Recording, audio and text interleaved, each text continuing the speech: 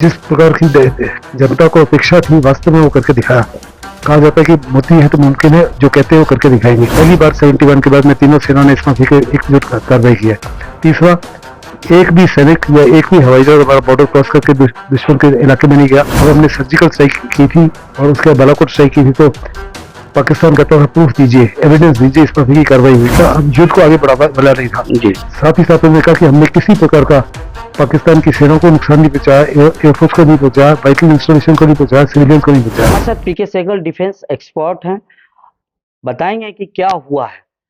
देर रात जब ये कार्रवाई हुई, 9 जगह सेना ने जो कार्रवाई की और सरकार ने उसकी पुष्टि आज 10:45 पे प्रेस कॉन्फ्रेंस के दौरान की गई। जी देखो, हिंदुस्तान ने जो किया, जिस प्रकार की जनता को अपेक्षा थी वास्तव में वो करके दिखाया।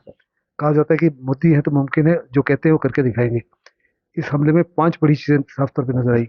एक, प्रधानमंत्री की जो लीडरशिप थी अद्भुत थी, साफ तौर पे वो मॉनिटर कर रहे थे पूरे ऑपरेशन को थ्रू आउट। दूसरा, जो तीनों सेना में आपसी तालमेल था, गजब का था। पहली बार 71 के बाद में तीनों सेना ने इस माफी के एकजुट कार्रवाई की है। तीसरा, एक भी सैनिक या एक भी हवाई जहाज हमारा बॉर्डर क्रॉस करके दुश्मन के इलाके में नहीं गया। हमने हमला अपने अपने देश से ही किया। 9 आतंकी जो टेररिस्ट टारगेट्स हैं, जो टेररिज्म के साथ जुड़े हुए हैं, उनको 15-20 मिनट में बर्बाद कर दिया। इसमें सीक्रेसी, सरप्राइज और स्पीड का इस्तेमाल किया गया और 24 मिसाइलें फेंकी गई उन 9 टारगेट्स के ऊपर। पाकिस्तान को बहुत बड़े पैमाने पर आतंकवाद को नुकसान हुआ है।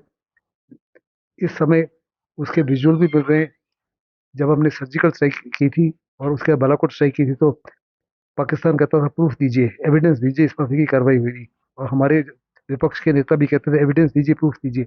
इस पर एविडेंस भी है, प्रूफ भी है। सैटेलाइट इमेजेस हैं जो दिखा रहे हैं कि उससे पहले क्या था, उसके बाद में क्या हुआ। फिर हिंदुस्तान ने साफ तौर पे कहा है कि जो हमने प्रिसीशन साइट की काबिलियत दिखाई, जैसे दुनिया में 3-4 देशों के पास है। अमेरिका के पास में, इसराइल के पास में, रशिया के पास में और हमारे पास में। चीन के पास है या नहीं कोई नहीं जानता, क्योंकि 79 के बाद चीन ने कोई युद्ध नहीं किया। ये जितने भी टारगेट्स थे, इनके साथ में सिविलियंस भी पास पास में थे और फौजी भी थे। लेकिन प्रिसीशन स्ट्राइक इतनी एक्यूरेट थी कि कोई कोलेटरल डैमेज नहीं हुआ सिविलियंस का या फौज का। और हिंदुस्तान ने साफ तौर पे कहा कि हमारी तरफ से ये बड़ा फोकस था, बड़ा मेजर था और बड़ा नॉन, मतलब हम युद्ध को आगे बढ़ा नहीं था। जी साथ ही साथ उन्होंने कहा कि हमने किसी प्रकार का पाकिस्तान की सेना को नुकसान नहीं पहुंचाया, एयरफोर्स को नहीं पहुंचाया, वाइटल इंस्टॉलेशन को नहीं पहुंचाया, सिविलियंस को नहीं पहुंचाया। केवल और केवल जो हमने कहा कि आतंक के साथ जो जुड़े हुए हैं, उनके आकाश, उनको कहीं भी छुप जाए, उनको ढूंढ निकालेंगे, खत्म करेंगे, बिल्कुल वही किया है। पाकिस्तान जो है, 9 टारगेट्स को हमने हिट किया। कह रहे केवल 6 को ही किया, 3 को नहीं किया। और साथ में कह रहे हैं कि उसके बहुत कम लोग मरे हैं, जबकि मेरा अपना एक्सपेक्टेशन है कि कम से कम 500 से 1000 तो उसके आतंकी मरे हैं।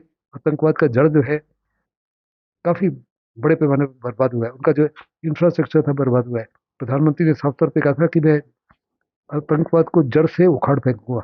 वास्तव में जो कार्रवाई की है, ऑलमोस्ट उसी माफे की है। काउंटर की संभावना है क्या? काउंटर तो 100% होगा, इसमें किसी प्रकार का कोई शक नहीं। लेकिन हिंदुस्तान की जो भी कार्रवाई होगी उस काउंटर को देखकर। जी, सर्वदलीय बैठक है। आपने कहा क्रॉस क्वेश्चन नहीं करोगे? माफी, सर्वदलीय बैठक है, रक्षा मंत्री इसको अध्यक्षता करेंगे कल। That's alright. जी हमारी कोशिश है कि ऑल पार्टीज को कॉन्फिडेंस में लिया जाए, उनको साफ तौर पे बताया जाए कि वास्तव में क्या हुआ। इस समय सारी पार्टीज को पता है बस क्या हुआ, क्योंकि प्रेस कॉन्फ्रेंस हो चुकी है, सब टीवी पे देख रहे हैं, सब चैनल्स के माध्यम से सबको पता है क्या हुआ। लेकिन उसके बावजूद कुछ कांग्रेस के नेता जो है केरला में और कर्नाटक में फिर भी उल्टी पुल्टी बातें कर रहे हैं। साफ तौर पे वो दर्शा रहे हैं कि वो इस समय देश के साथ नहीं है, वो शायद पाकिस्तान का सपोर्ट कर रहे हैं। धन्यवाद हमसे बात करने के लिए पीके सहगल जी। दिल्ली से रवि नीरज, वीडियो जर्नलिस्ट मनोज के